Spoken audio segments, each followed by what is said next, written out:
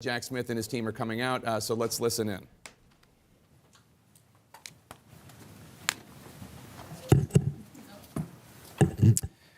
Good afternoon. Today, an indictment was unsealed, charging Donald J. Trump with felony violations of our national security laws, as well as participating in a conspiracy to obstruct justice. This indictment was voted by a grand jury of citizens in the Southern District of Florida, and I invite everyone to read it in full to understand the scope and the gravity of the crimes charged. All right, so this is absolutely massive. Jack Smith, the special counsel investigating Trump's handling of classified documents at Mar-a-Lago, just exposed a Trump aide for lying under oath, like straight up perjury, false testimony to a grand jury, and not just any aide, but someone who was directly involved in the alleged obstruction scheme, someone who knew what happened to the security camera footage that federal investigators were demanding, someone who could link Trump and his closest allies directly to a conspiracy to destroy evidence. And this aide, an IT director at Mar-a-Lago named Yusel Taveras, initially lied about all of it. He told the grand jury one story, a story that protected Trump, a story that made it seem like nothing improper happened. And then, after getting a warning from Jack Smith's team that he was being investigated for perjury, after switching lawyers to avoid a conflict of interest, he completely changed his testimony. He admitted he lied. He recanted his false statements, and he provided evidence that directly implicates Trump and his closest aides in an obstruction of justice scheme. But before we go any further, real quick, let's be honest, you can't really trust mainstream media anymore. That's why we built Pump Politics, to bring you real stories, real context, and no corporate spin. If you want to stay ahead of the headlines, join our free newsletter. We'll send the news straight to your inbox every day. Just click the link in the description to join. And if you just want to support what we're doing, join us. Be part of the community that actually cares about the truth. All right, let's get back to the video. This is huge. This is the kind of development that changes cases. Because when a witness flips, when someone who was protecting the defendant suddenly starts telling the truth, that's devastating for the defense. That's how prosecutors build conspiracy cases. That's how they prove that multiple people were working together to commit crimes. And that's exactly what happened here. Taveras was part of the inner circle at Mar-a-Lago. He had access to the security systems. He knew what Trump and his aides were doing. And after initially lying to protect them, he's now cooperating with prosecutors. He's now telling the truth about what really happened. And that truth is apparently very damaging for Trump. So let's back up and talk about who this person is and what he was lying about. Yusel Taveras was the IT director at Mar-a-Lago. That means he managed the computer systems, the security cameras, all the technical infrastructure at Trump's property. And when federal investigators issued subpoenas demanding security camera footage from Mar-a-Lago, footage that would show who had access to the areas where classified documents were stored, Taveras was a key figure because he's the guy who would have had access to that footage. He's the guy who could retrieve it, preserve it, or delete it. And according to prosecutors, he was allegedly asked by Trump allies Walt Nauta and Carlos de Oliveira to help delete that footage, to make it disappear before investigators could get their hands on it. That's obstruction of justice. That's destroying evidence that's under subpoena. That's a serious federal crime. But when Taveras first testified before the grand jury, he didn't say any of that. He gave testimony that protected Trump and his aides. He made it sound like nothing improper happened. He covered for them. And for a while, it looked like he was going to stick to that story. Anyway, Katie, thank you so much for sticking around for this. What does Jack Smith want Judge Cannon to do here? So as you heard from Julie, it's a modification of your bond conditions. So any criminal defendant who is arrested and being prosecuted has bond conditions, and they vary. Not only do you have to post a monetary bail amount, but then when you're out on public release and you're not being held in custody pending your trial, you have to behave. And what you hear from special counsel Jack Smith is, we're not trying to limit Donald Trump's First Amendment right to free speech. Any criminal defendant does have that right. But here's the rub. But then Jack Smith's team figured out he was lying. They had other evidence. They had testimony from other witnesses. They had communications that contradicted what Taveras was saying, and they sent him a target letter. That's a formal notification that you're being investigated for a crime, in this case perjury, lying to a grand jury. And that letter basically said, we know you lied, and if you don't come clean, we're going to charge you. And that changed everything, because Taveras apparently realized he was in serious trouble. He was facing potential federal charges for perjury. He could go to prison for lying to protect Trump. And at that point, he had to make a choice. Does he stick with the false story and hope he doesn't get caught? Or does he tell the truth and cooperate with prosecutors? Well, there was another complication. His lawyer, the lawyer representing Taveras, was also representing Walt Nauta, one of the Trump aides who was allegedly involved in the obstruction scheme. That's a massive conflict of interest, because a lawyer can't effectively represent two people whose interests are opposed. If Tavares is going to testify against Nada, then they need separate lawyers. But as long as they shared a lawyer, Tavares was kind of trapped. He couldn't fully cooperate without betraying his own attorney's other client. So what happened? Well, according to court filings from August 2023, a federal judge intervened. The judge recognized the conflict of interest and offered Tavares a public defender, a new lawyer who would only represent him, not any of Trump's other aides. And once Tavares had independent legal representation, once he had a lawyer whose only job was to protect his interests, he changed his testimony. He went back to prosecutors and said, okay, I lied before, here's what really happened. And he provided evidence that directly implicated Trump, Nada, and De Oliveira in a scheme to delete security camera footage. Evidence that prosecutors used to secure additional charges, obstruction charges, conspiracy charges, serious federal crimes that could send people to prison for years. And this is where it gets even more interesting, because Tavares isn't being charged. According to CBS News, he was told he won't face charges after correcting his testimony. That means he got immunity, he got a deal, in exchange for telling the truth and cooperating with the investigation. Prosecutors agreed not to prosecute him for perjury. That's standard practice. Prosecutors do this all the time. They let lower-level players off the hook in exchange for testimony against the bigger fish. And in this case, the bigger fish are Trump and his closest aides. So Tavares walks free, and Trump faces new charges. That's the trade. And from a prosecutorial standpoint, it's a good trade, because perjury cases are hard to prove and don't carry huge sentences. But obstruction and conspiracy cases against a former president, those are huge. Those are historic. Those could send Trump to prison. So that's where we are. Jack Smith's team exposed a Trump aide for lying under oath. They pressured him to come clean. They got him new legal representation to eliminate the conflict of interest. And then they used his corrected testimony to secure new charges against Trump and his allies. This is prosecutorial strategy 101. This is how you build a case, and it's working. Trump's legal problems just got a lot worse. Let's dive in. Okay, so let's really dig into what happened here, because the details of this story are absolutely fascinating, and they reveal a lot about how federal investigations work and how Trump's legal defense is falling apart. So, the Mar-a-Lago classified documents case, you probably know the basics. After Trump left office, he took a bunch of classified documents with him to his Florida property. The National Archives tried to get them back. Trump resisted. Eventually, the FBI got a warrant and searched Mar-a-Lago, where they found boxes and boxes of classified material, highly sensitive stuff, national security secrets, documents that should never have left secure government facilities. That's the core of the case. But there's another layer to it, because it's not just about Trump having the documents. It's about what he allegedly did to obstruct the investigation into those documents. According to prosecutors, after Trump was subpoenaed for the documents, after federal investigators made it clear they wanted everything back, Trump and his aides allegedly engaged in a scheme to hide evidence and obstruct the investigation. They allegedly moved boxes of documents to prevent FBI agents from finding them during the search. They allegedly lied to Trump's own lawyers about whether all the classified material had been returned, and they allegedly tried to delete security camera footage that would show what they were doing. That's where Yusuf Tavares comes in, because he was the IT director at Mar-a-Lago, and the security camera footage was his responsibility. So, here's how it allegedly went down.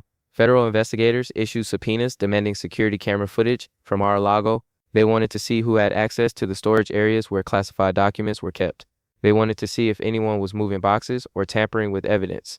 Pretty standard investigative technique. You want video evidence of what happened, but according to prosecutors, Trump's aides didn't want that footage to be turned over because it would show things that would be very damaging to Trump. It would show boxes being moved. It would show people accessing areas they shouldn't have been in. It would show obstruction happening in real time. So Walt Nauta, who was Trump's personal aide and is now a co-defendant in this case, and Carlos De Oliveira, who was the property manager at Mar-a-Lago, allegedly approached Tavares and asked him to delete the footage. Now that's a crime.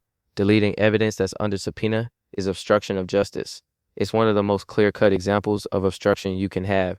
It's saying, we know investigators want this, we know it would be damaging to us, so we're going to destroy it before they can see it. And if Tavares had done what they allegedly asked, if he had deleted that footage, he would have been committing a federal crime himself. But according to the evidence that eventually came out, it seems like Tavares didn't actually delete the footage, or at least not all of it. But he was asked to, and he knew about the scheme, and that made him a crucial witness, because he could testify about what Nada and De Oliveira asked him to do. He could provide direct evidence that they were trying to obstruct the investigation. But when Tavares first testified to the grand jury, he didn't tell that story. He gave testimony that protected Trump and his aides. And this is where things get complicated, because we need to understand why he lied. There are a few possible reasons. One is loyalty. Maybe he felt loyal to Trump, loyal to the people he worked with at Mar-a-Lago, and he didn't want to get them in trouble.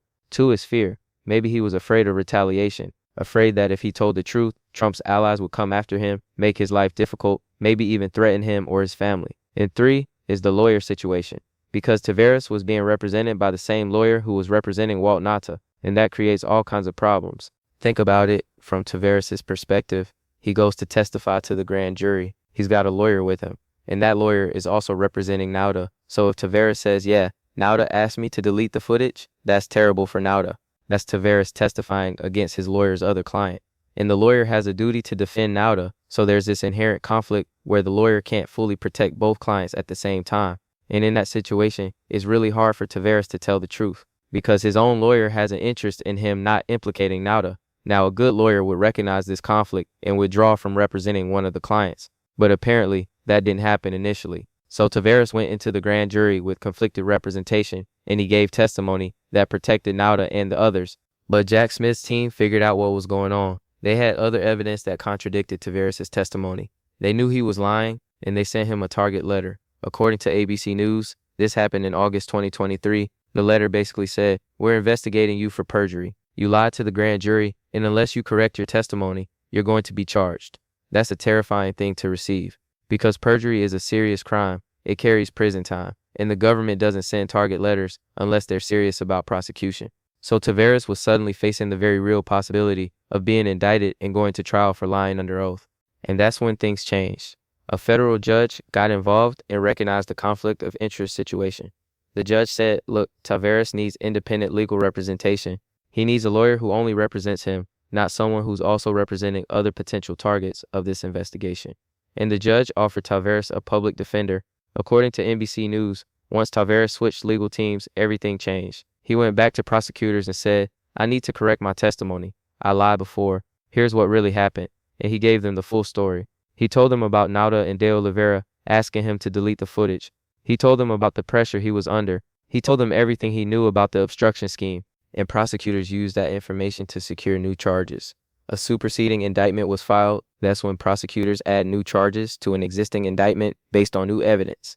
And the new charges were serious. Additional obstruction charges against Nauta and De Oliveira, conspiracy charges, charges that carry significant prison time if convicted.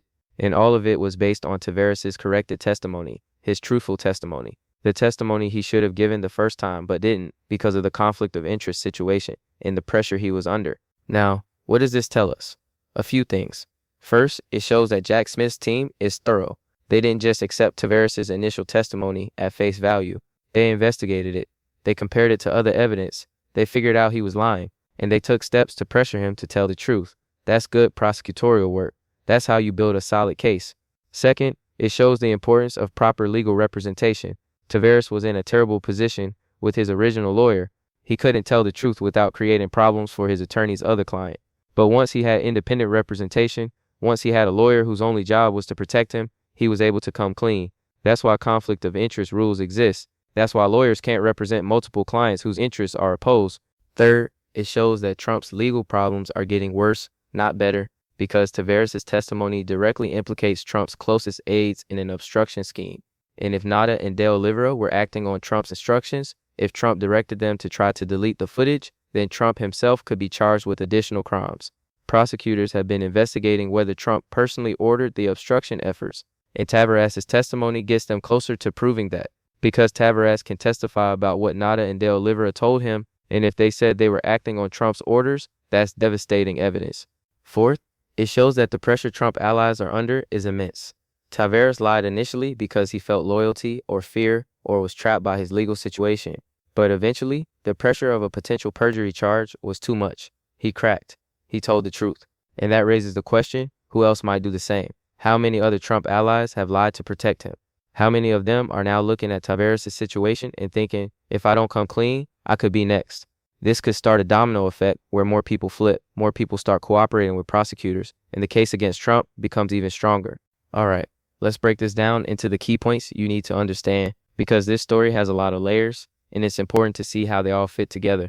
Point number one, Yeso Taveras lied to a grand jury about the security camera footage at Mar-a-Lago. That's perjury. That's a federal crime, and it's the kind of thing that can send you to prison for years. Taveras gave false testimony that protected Trump and his aides. He made it sound like there was no effort to delete or hide the security footage. He made it sound like everything was above board, but that wasn't true. According to the evidence that later emerged, there was absolutely an effort to obstruct the investigation by deleting or concealing that footage. And Taveras knew about it. He was part of it. He was asked to help make it happen, but he didn't tell the grand jury any of that when he first testified. Point number 2, Jack Smith's team figured out Taveras was lying and sent him a target letter warning him about potential perjury charges.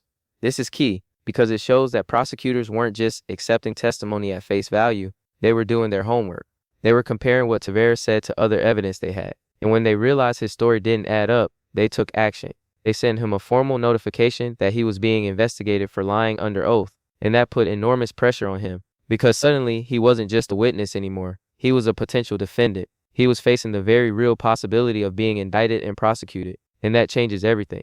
That makes you reconsider whether protecting other people is worth destroying your own life. Point number 3, the conflict of interest with Taveras' original lawyer was a major problem, and this is something that doesn't get enough attention in the coverage of this case.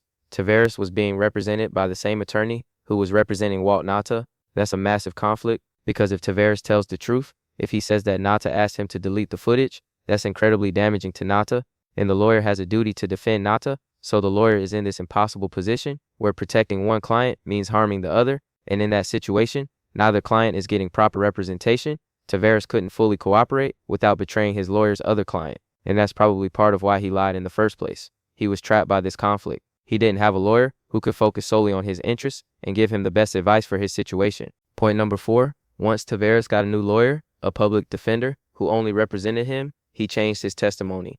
And that tells you everything you need to know about how important proper legal representation is. Once Taveras had a lawyer whose only job was to protect him, whose only concern was his well-being and his legal jeopardy, that lawyer apparently said, look, you need to tell the truth. You need to correct your false testimony before you get indicted for perjury. And Taveras listened. He went back to prosecutors and came clean. He recanted his false statements. He provided the truthful version of events, and that completely changed the case. Point number 5, Taveras' corrected testimony led to new charges against Trump's aides, specifically additional obstruction and conspiracy charges against Walt Nauta and Carlos de Oliveira. Those charges are based directly on what Taveras told prosecutors after he changed his testimony. He provided evidence that Nauta and de Oliveira asked him to delete security camera footage that was under subpoena. He provided evidence of the obstruction scheme, and prosecutors used that to secure a superseding indictment with new charges. That's huge, because those are serious federal crimes, and if convicted, Nauta and de Oliveira could face significant prison time. Point number 6, Taveras got immunity. He's not being charged with perjury, even though he admitted to lying under oath. Why? Because prosecutors made a deal with him.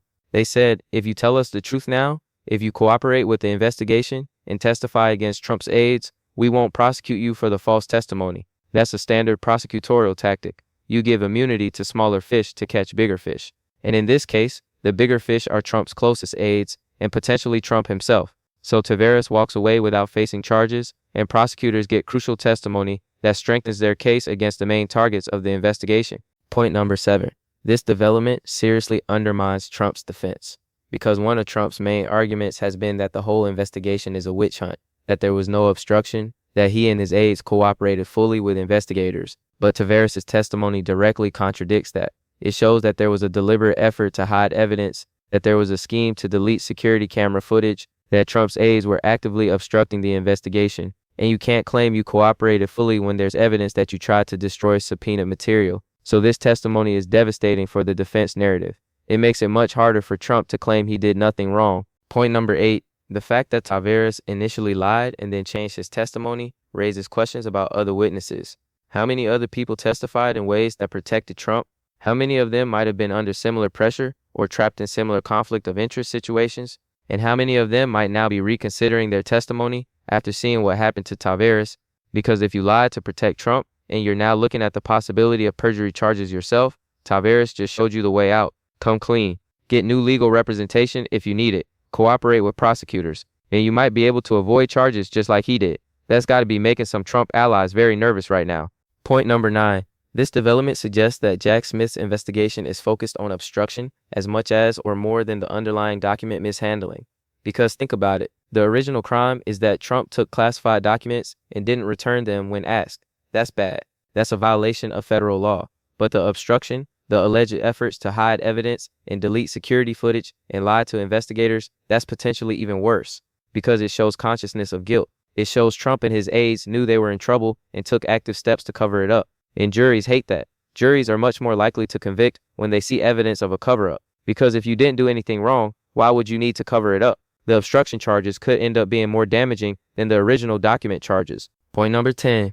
The implications for Trump personally are significant. Because if prosecutors can prove that Nota and De Oliveira were acting on Trump's orders when they allegedly tried to get Taveras to delete the footage, then Trump himself could face additional obstruction charges. And that's what prosecutors are trying to establish. They're trying to show that the obstruction scheme went all the way to the top, that Trump directed it, or at least knew about it and approved it. And Taveras' testimony is a step toward proving that, because he can testify about what Nota and De Oliveira told him. And if they mention that they were acting on Trump's instructions, that's direct evidence linking Trump to the obstruction scheme. So where does all this leave us? Well, Jack Smith's case just got a lot stronger. He's got a witness who initially lied, but then came clean and is now cooperating. He's got testimony that directly implicates Trump's closest aides in obstruction. He's got new charges that make it harder for Trump to claim there was no wrongdoing. And he's got evidence that undermines the entire defense narrative. That's a big win for prosecutors. It's a huge problem for Trump and his legal team, and it suggests that the Mar-a-Lago case is far from over. In fact, it might just be getting started. The next steps are going to be crucial. We're going to see if Nota and De Oliveira try to fight these charges, or if they consider plea deals. We're going to see if other witnesses come forward and change their testimony like Taveras did. We're going to see if prosecutors can establish a direct link between Trump and the obstruction scheme. And we're going to see how all of this plays out in court, because eventually this case is going to trial. And when it does, Taveras is going to be a star witness. He's going to testify about what happened. He's going to admit that he lied initially. He's going to explain why he lied. And he's going to tell the jury what really happened with the security camera footage. And that testimony is going to be powerful because it's not coming from some outside investigator or expert. It's coming from someone who was there, someone who was part of Trump's inner circle at Mar-a-Lago, someone who saw what happened firsthand. And when a jury hears testimony like that, when they hear someone admit they lied to protect the defendant, but then had a change of heart and decided to tell the truth, that's incredibly compelling. That's the kind of testimony that wins cases. So yeah, this is a big deal. Jack Smith exposed a Trump aide for lying under oath. He pressured that aide to come clean. He got him proper legal representation. And then he used the corrected testimony to strengthen his case against Trump and Trump's closest allies. That's exactly how these investigations are supposed to work. That's how you build accountability. And it shows that despite all of Trump's attacks on Jack Smith, despite all the claims that this is a witch hunt, the investigation is producing real evidence of real crimes. Stay tuned, because this case is only going to get more intense. Next time, we'll look at what Nota and De Oliveira's defense options are and whether either of them might flip like Taveras did. Trust me, you're not going to want to miss that.